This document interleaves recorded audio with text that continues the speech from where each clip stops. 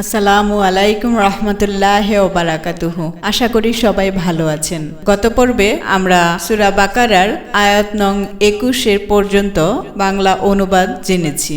আজ আমরা আয়াত নং 22 থেকে বাংলা অনুবাদ জানব। বিসমিল্লাহির রহমানির রহিম। পরম করুণাময় ও অতি দয়ালু আল্লাহর নামে। আয়াত নং 22 বাংলা অনুবাদ।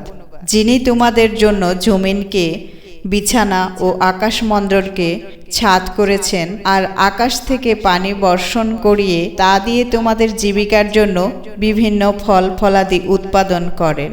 কাজেই তোমরা জেনে শুনে কাউকে আল্লাহর সমকক্ষ সাব্যস্ত করো না। যদি তোমরা সন্দেহ পোষণ করো আমার বান্দার কাছে যা অবতীর্ণ করেছি তাতে, তবে তোমরা অনুরূপ কোনো সূরা নিয়ে আসো এবং আল্লাহ ছাড়া তোমাদের সকল সাহায্যকারীদের ডাকো, যদি তোমরা সত্যবাদী হও। আর যদি তোমরা তা করতে না পারো, কোনোদিন তা পারবেও না। তবে ওই আগুনকে ভয় করো যার জ্বালানি হবে মানুষ ও পাথর, যা কাফেরদের জন্য প্রস্তুত করে রাখা হয়েছে। আর তাদেরকে সুসংবাদ দাও যারা মুমিন ও সৎকর্মশীল, তাদের জন্য রয়েছে এমন জান্নাত যার নিচ দিয়ে ঝর্ণাধারা প্রবাহিত।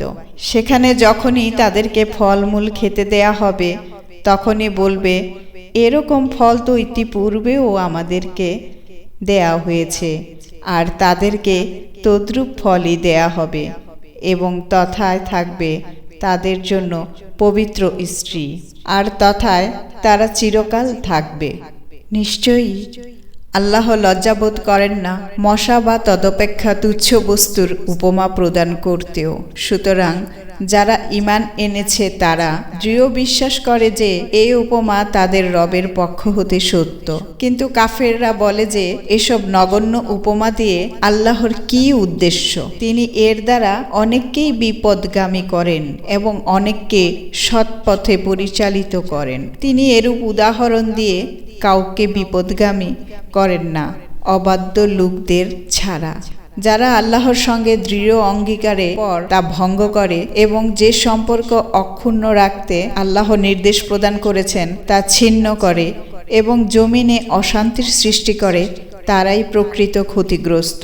কেমন করে আল্লাহর কুফরি করো অথচ তোমরা ছিলে প্রাণহীন? তিনি তোমাদের প্রাণ দিয়েছেন, পুনরায় তিনিই মৃত্যু দিবেন, আবার জীবিত করবেন, অবশ্য সে তার কাছেই যাবে।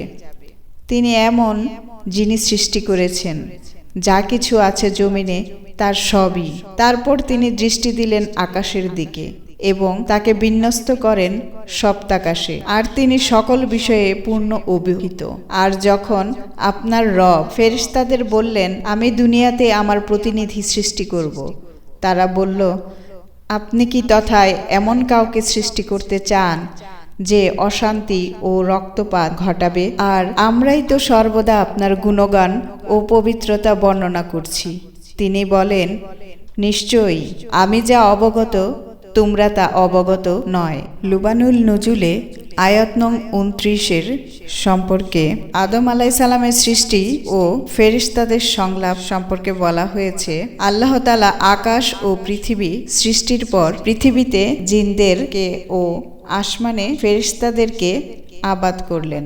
দীর্ঘকাল ধরে ভূপৃষ্ঠে জিনদের বসবাস ছিল।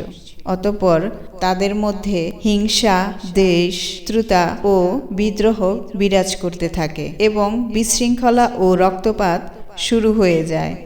আল্লাহ তাআলা এ বিশৃঙ্খলা সৃষ্টিকারীদের থেকে ভূপৃষ্ঠকে মুক্ত করার জন্য একদল ফেরেশতা পাঠিয়েছেন এবং তাদের দলপতি ছিল ইবলিশ। ইবলিশ ফেরেশতাদের সাথে নিয়ে জমিনে আসলো এবং দানবকুলকে আক্রমণ করে পর্বতমালা ও দ্বীপাঞ্চলে তাড়িয়ে দিল। এতে ইবলিশের মর্যাদা বৃদ্ধি পেল, ফলে সে অহংকার করতে লাগলো। ফেরেশতারা যখন আদম সৃষ্টির কথা জানতে পারলেন তখন তারা জিন জাতির উপর অনুমান করে। আর ইবনে আব্বাস ও ইবনে মাসউদের মতে আল্লাহর সংবাদ অনুসারে বলতে লাগলেন, এমন মাখলুক সৃষ্টি করা সমীচীন নয় যারা ফাসাদ ও রক্তপাত করবে। আমরাই তো আপনার আদেশ পালনের জন্য যথেষ্ট। আল্লাহ তাআলা আদম সৃষ্টির রহস্য প্রকাশের জন্য আদম আলাইসালামকে অনেক কিছু শিক্ষা দিলেন। আজ এ পর্যন্তই। আগামী পর্বে আমরা আয়াত নং 30 থেকে বাংলা অনুবাদ জানব। ততক্ষণ পর্যন্ত আমাদের সাথেই থাকবেন। আর যারা এখনো চ্যানেলটিকে সাবস্ক্রাইব করেননি তারা তাড়াতাড়ি সাবস্ক্রাইব করে দিন এবং লাইক করবেন এবং অবশ্যই বেশি বেশি শেয়ার করবেন।